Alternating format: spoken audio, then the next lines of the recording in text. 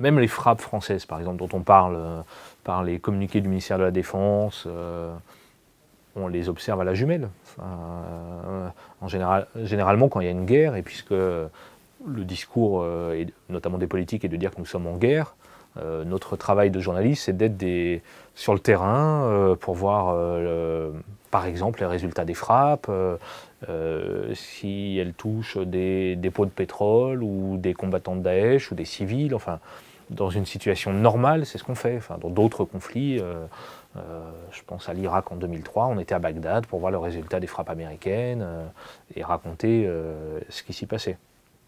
Là, c'est impossible. Enfin, des confrères à nous ont été kidnappés pendant des mois et des mois, d'autres ont été tués.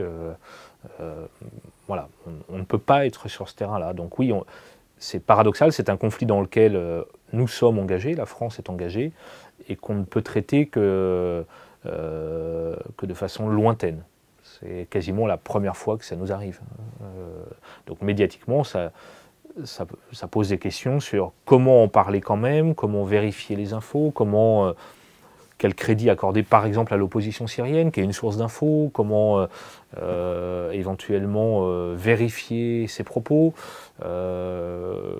comment vérifier les propos du ministère de la Défense sur le résultat des frappes, puisque là aussi on n'a qu'une source d'information. Voilà, c'est extrêmement compliqué. C'est extrêmement compliqué.